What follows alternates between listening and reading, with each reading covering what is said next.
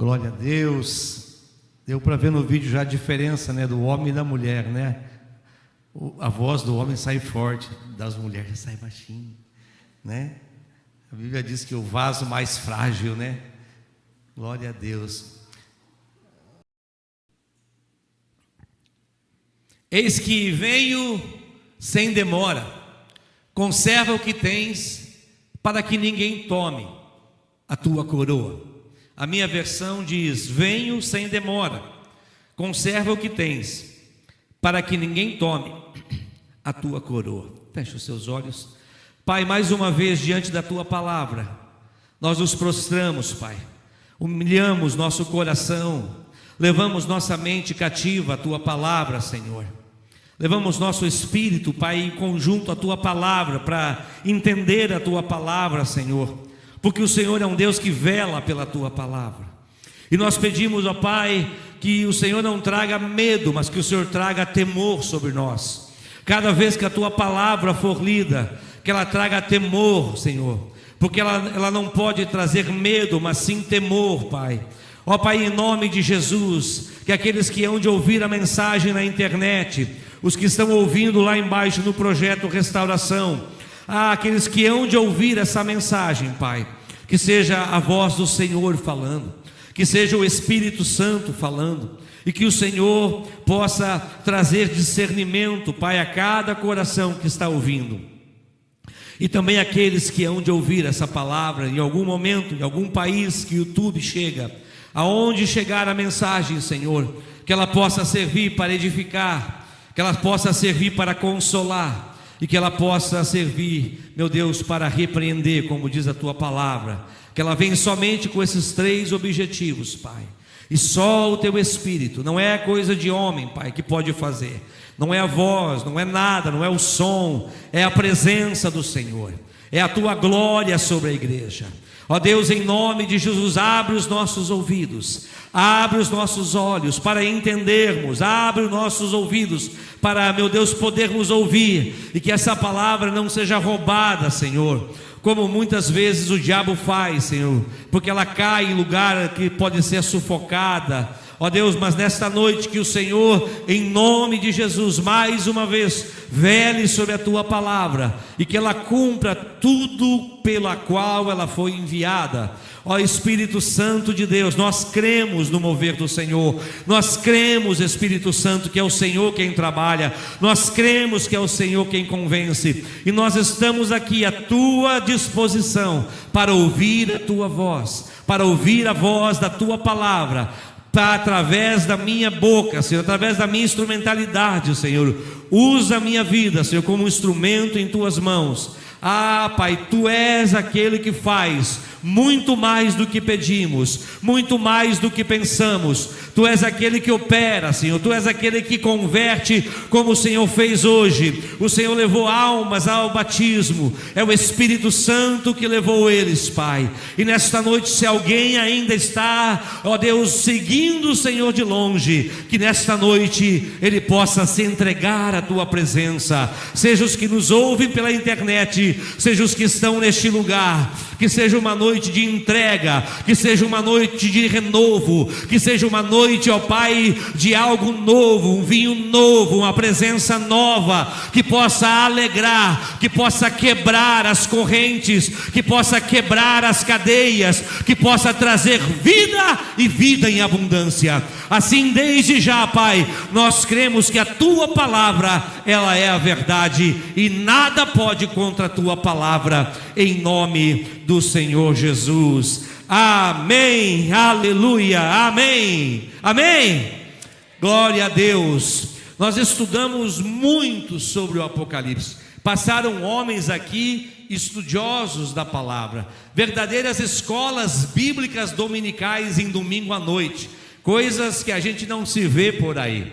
Aulas sobre o Apocalipse, mensagens de avivamento, mensagens de estudo tão lindas. Nós poderíamos pregar o ano inteiro sobre o Apocalipse.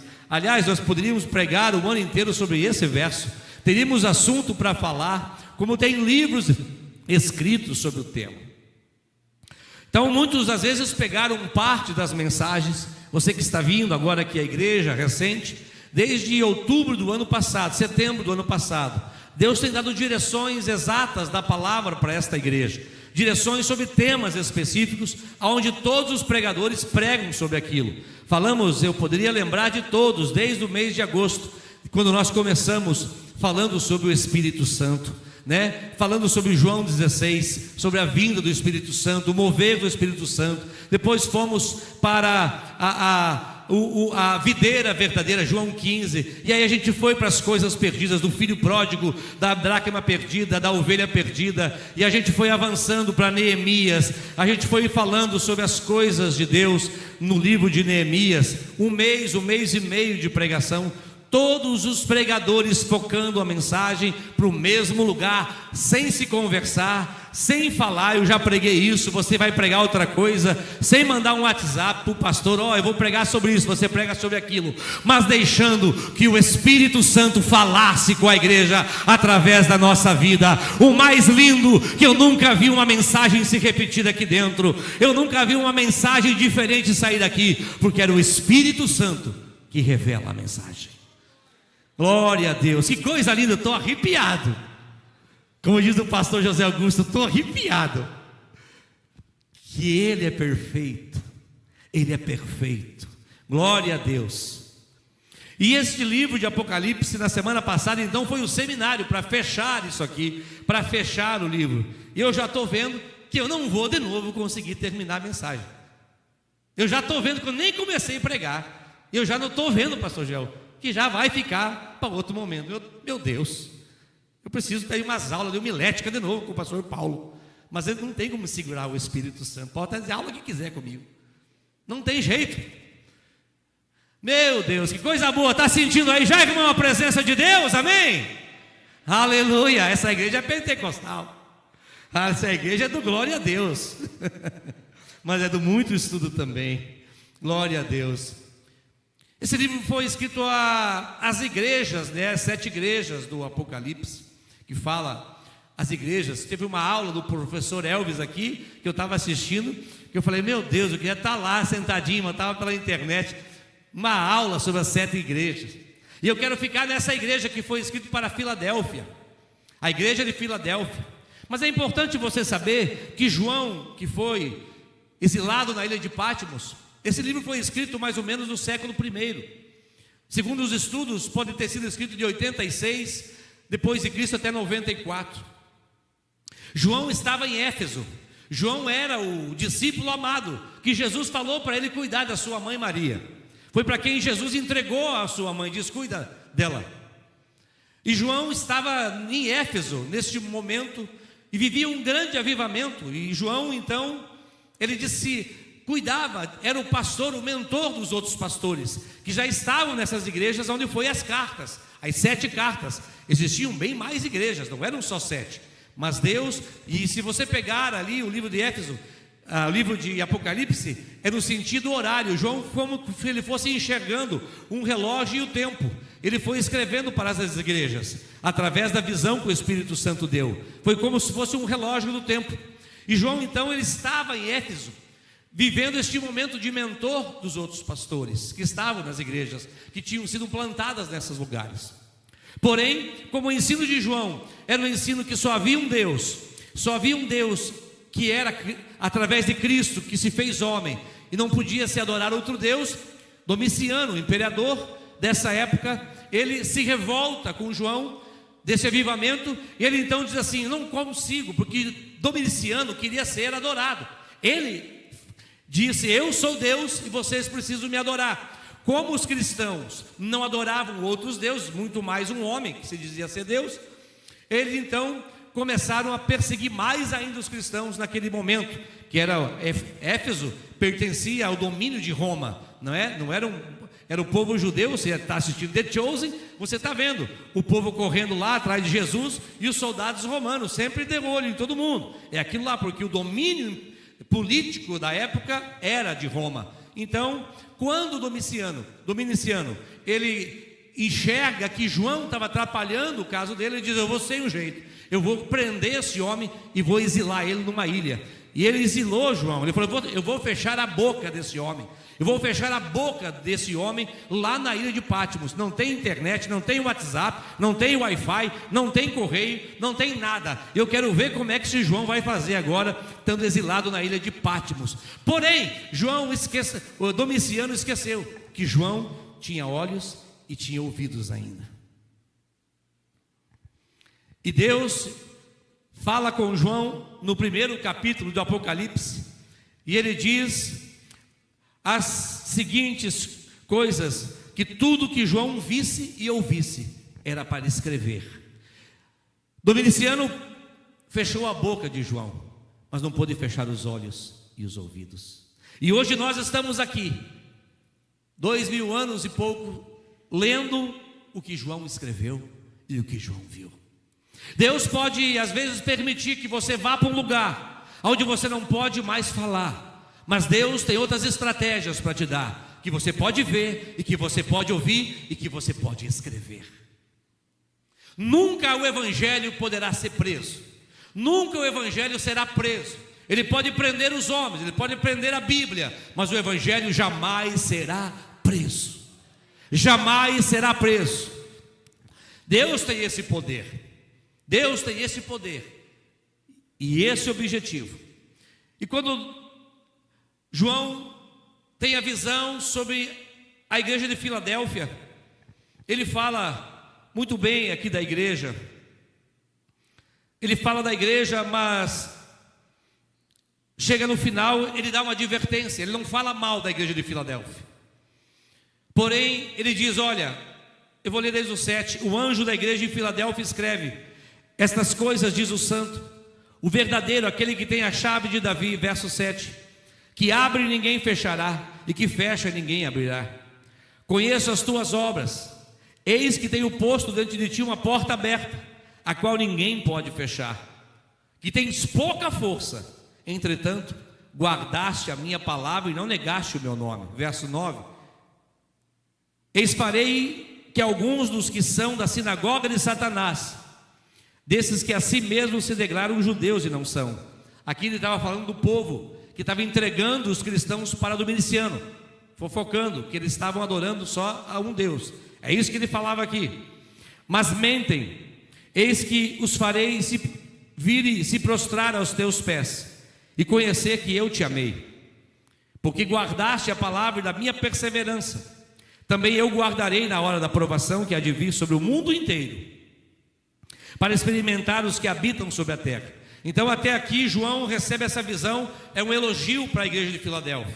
Ele diz: você tem algo muito forte, você tem pouca força, mas mesmo com a pouca força, você tem se mostrado forte. Mesmo com pouca coisa, você tem se mostrado fiel. Então eu vou te proteger, e a porta que eu abri para você, ninguém vai poder fechar.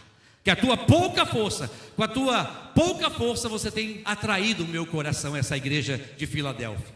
E aí então ele diz: venho sem demora, conserva o que tu tens, para que ninguém tome a tua coroa.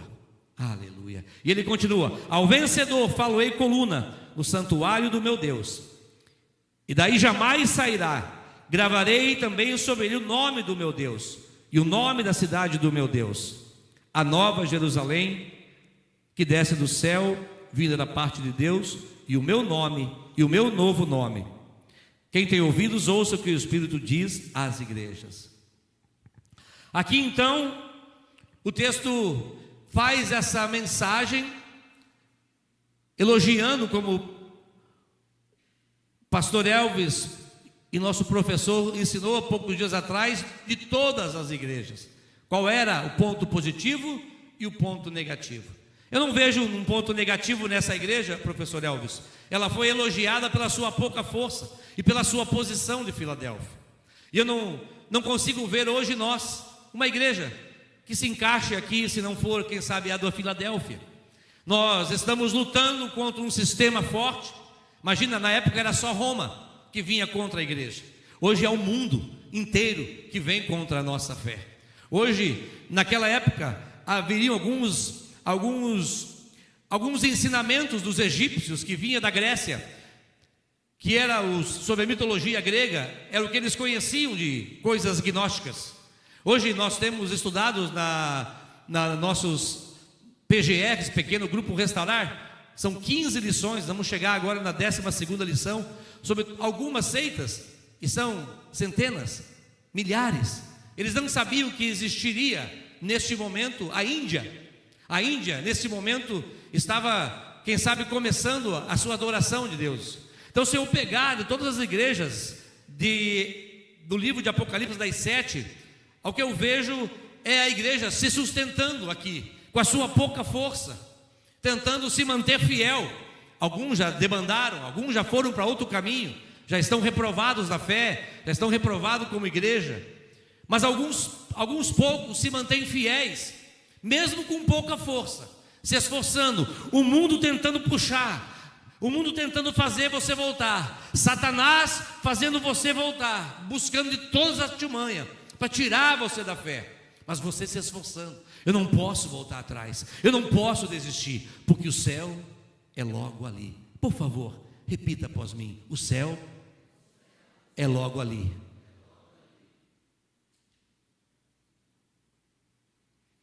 Essa igreja, ela é um espelho, eu vejo, da nossa igreja na terra hoje, lutando para sobreviver, para manter uma fé. Imagina, como eu disse, como era naquele tempo.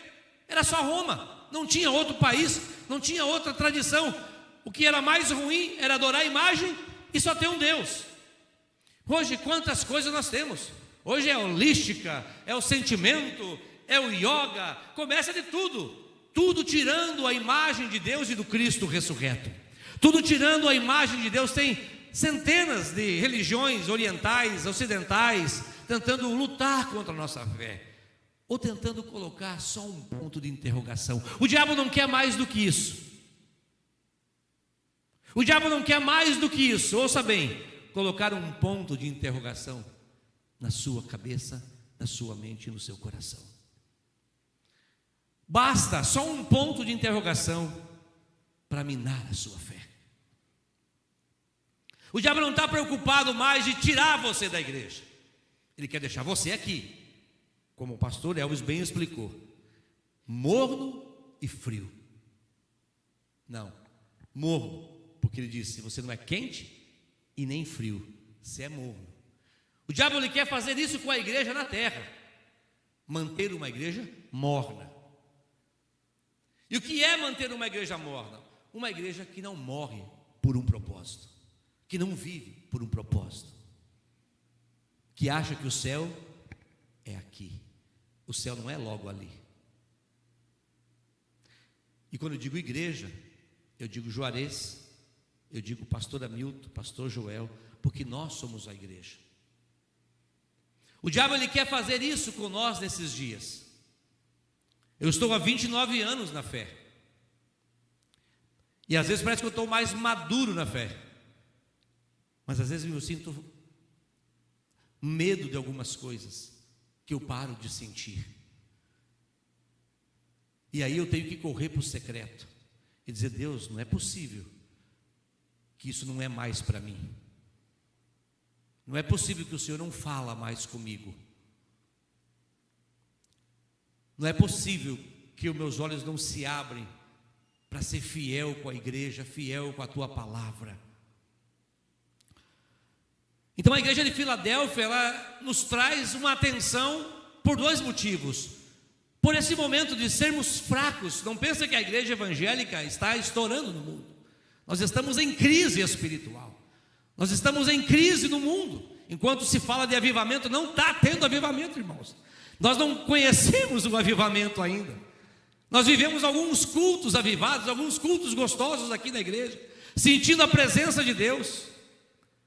Avivamento era o que viveu Atos dos Apóstolos, e nós vamos voltar a viver esses dias. O Espírito Santo vai soprar. Nos últimos dias vai ter menos esforço nosso e mais mover do Espírito. Por enquanto há mais esforço nosso e menos mover do Espírito, mas vai chegar logo logo. Fica firme, com a pouca força que você tem, se mantém fiel, porque logo logo vai chegar o avivamento, e os que se manteram fiéis com a sua pouca força vão receber da presença do Espírito. Aleluia! Se mantém firme. Está difícil, pastor. Jovens, casais, pastores, obreiros, está difícil ser crente. Não brinca comigo de que está fácil. Ser evangélico pode estar fácil. Ser crente pode estar bem difícil, porque o mundo cada vez mais quer nos tirar do contexto da palavra e da presença de Deus. Mas se mantenha, você vai ver coisas gloriosas. Se você já foi a alguns cultos, irmãos, e isso não vai ser só com a igreja, vai ser com homens e mulheres que vão perder a sua vida por amor a Cristo, por amor ao Evangelho, porque o céu é logo ali. E logo ali nós vamos nos encontrar com o Senhor. E diz a Bíblia lá em Apocalipse, que lá não haverá mais morte, mais dor, mais sofrimento. É por isso que nós estamos sentados aqui, nós estamos buscando a salvação eterna. O cristianismo é isso, a proposta do cristianismo é vida eterna, Ele pagando nossos pecados. Eu evangelizei um advogado de 74 anos, lá em Campo Grande, um advogado que foi missionário nos ribeirinhos do Amazonas. Pastor Joel, escuta essa. E eu comecei a advogar lá em Campo Grande, 2008, 2009. E aí, conversando com ele e tal, ele me contou. Não sei como é que entrou o assunto. Ele falou que teria que levar a mãe dele para a igreja, no domingo. E aí, eu falei, você vai à igreja? Ele disse, não, eu só levo a minha mãe e volto para cá, depois eu busco ela lá. Ele tinha naquela época ele tinha 72 anos já. Não parecia, era um senhor bem conservado. A mãe dele devia ter já perto de 90, no mínimo, né? Porque ela foi missionária nos ribeirinhos. Ribeirinhos são as pessoas que moram nas margens do rio Amazonas. E ele era junto com ela, adolescência, juventude. E eu perguntei, mas por que você não vai à igreja? Eu parei de ir à igreja há muito tempo atrás e eu levo a minha mãe todo domingo e eu estava apenas começando a conhecer ele. Falei, acho que você deveria rever esse teu princípio. Eu falei, o que você fala para sua mãe? Ele falou assim para mim, que marcou a minha vida aquilo. Porque se você não está acreditando mais e você leva a tua mãe, é como se eu estivesse levando você num médico, eu não acredito. E sabe o que ele me respondeu? Ele falou assim, eu não falo nada para minha mãe, porque eu não tenho nada para colocar no lugar do que ela crê.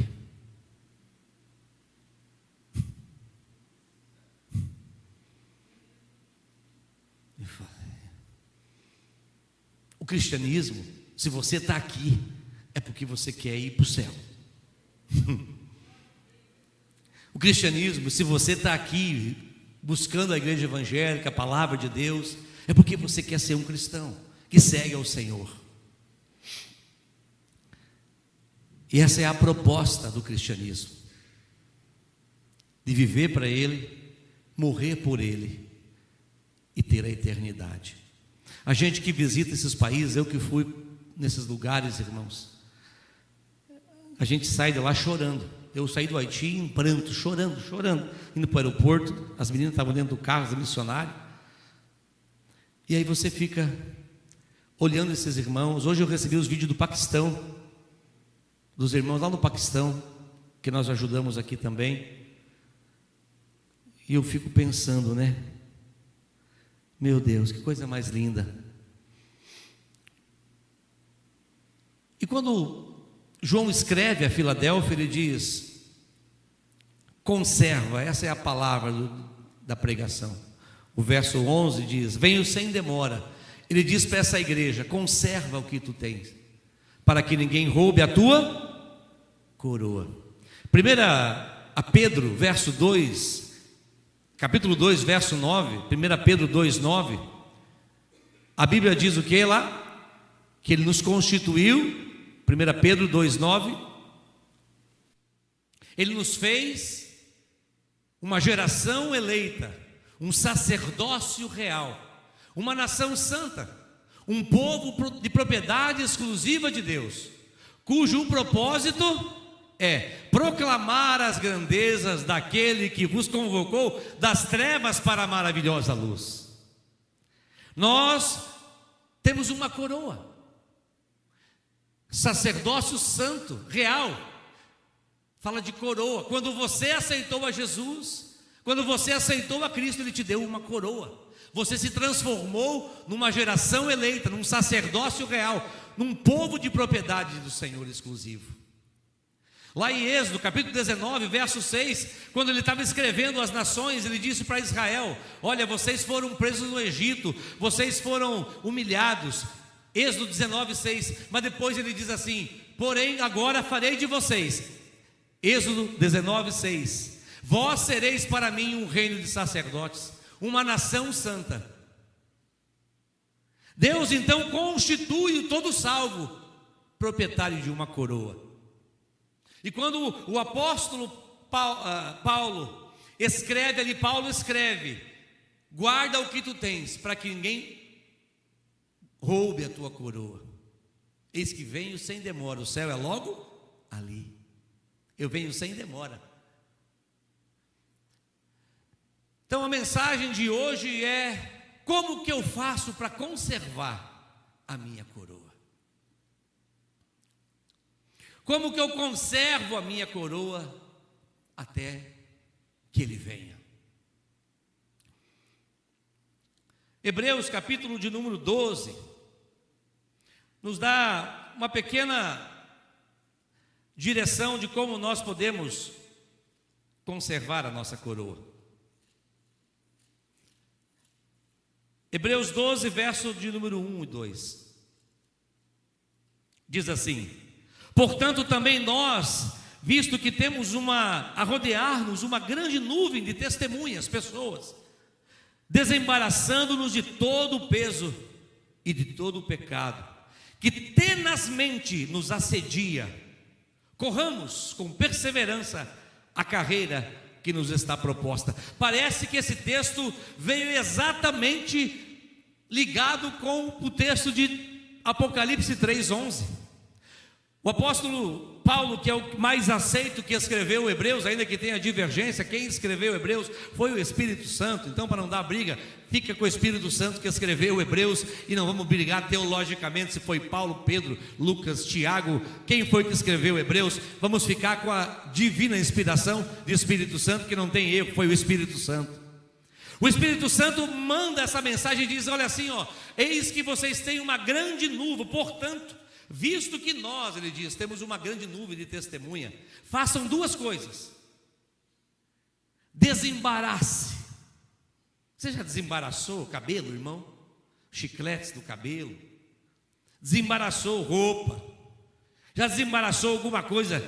Quer ver rede de pescar? Diogo, isso com certeza o Diogo já passou ali tempo. O Renan, eu já fui com o Renan pescar também.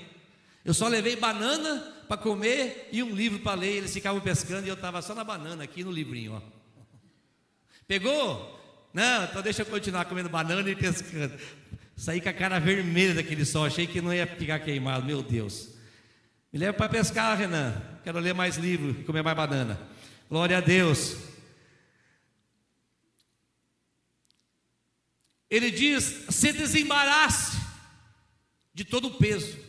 Separa, não é pecado. Ele diz: existe peso na nossa vida. Para você conservar a coroa, tem que tirar os pesos fora. Pesos que não são pecado, mas são embaraços na nossa vida.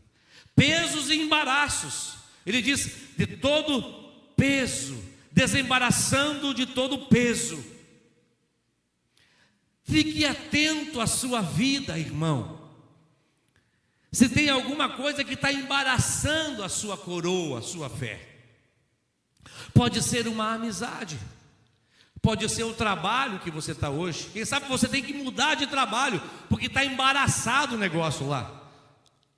Lá na Espanha, embaraçada é grávida. Nós fomos pregar lá, quando vai falar isso aqui, que está embaraçada, a mulher está grávida, né? Na Espanha, né, Paloma, né? Espanhol, né? Nós que falamos outras línguas. Quando vai para outros países, tem que tomar cuidado com essas palavras. Você precisa desembaraçar-se de algumas coisas, preste atenção. Eu vou te dar um exemplo que eu me desembaracei na minha vida. Chimarrão na primeira hora do meu dia.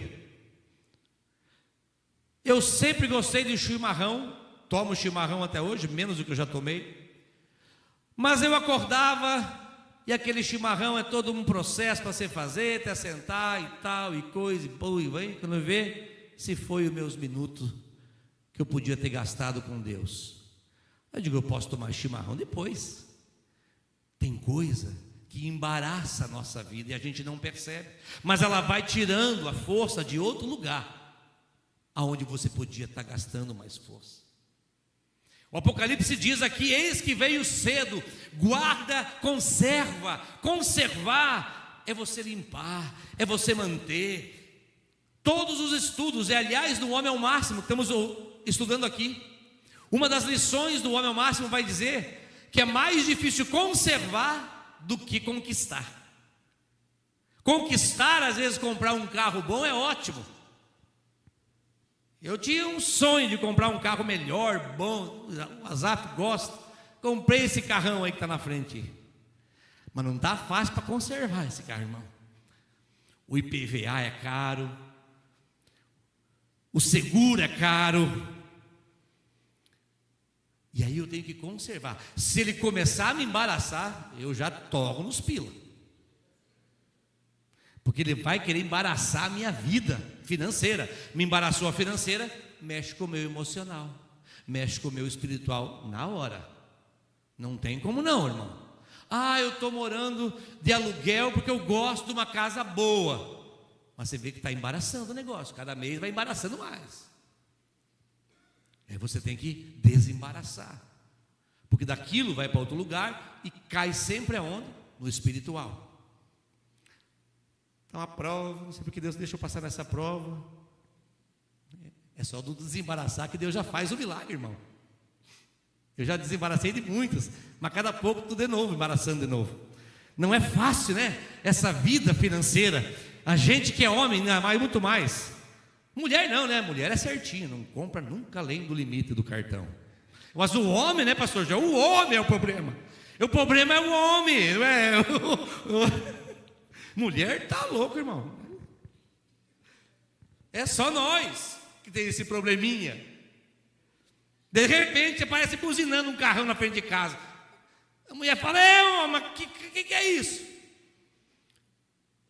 Troquei o carro, um negocião, uma proposta imperdível. E ela fala: imperdível? Estava aquela promoção da minha máquina lava-louça lá na Bahia, você não comprou? Imperdível minha geladeira nova e minha pia, homem. Não, amor, agora vamos guardar dinheiro para a tua pia. O homem é assim, irmão. O homem tem que repartir os seus sonhos com a família.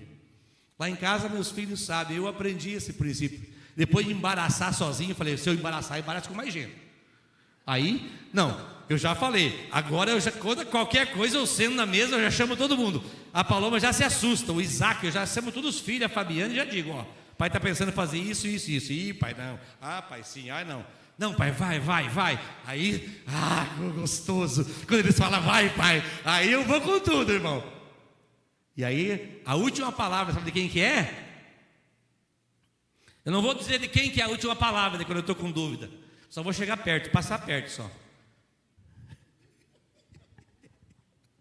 A minha mamãe. Daí, quando ela regala aqueles olhos, irmãos, Juarez! Aí já era, já não precisa nem falar mais nada, já sei que é não. Fala: mãe, Juarez, pense bem. Aí você já esquece, já foi, já era, já. Dali para frente é só pela misericórdia daí. Ai, meu Deus. A Bíblia diz que na multidão de conselhos há sabedoria. E a gente precisa sentar com a família. Eu já sentei até na hora, já precisava falar isso, mas eu gosto de deixar as coisas meio esclarecidas, como já viram, né? Que eu gosto meio as coisas organizadas assim para um ano, assim, a programação da igreja, as coisas, porque senão não dá tempo de fazer tudo, tem que se organizar. E eu já sentei com os meus filhos há uns 6 meses atrás, disse: o dia que eu morrer, como é que vai ter que ser o negócio? Da parte financeira, ó. E outras coisas mais envolvendo o reino de Deus. O pai quer que seja assim, assim. Vocês têm alguma coisa contra? Não, pai. Então, tá aqui. É uma palavra do pai, é o meu desejo de última hora. Não quero falar morrendo lá no hospital, quero falar antes, enquanto que eu estou são, né, irmão? Sou bobo, não?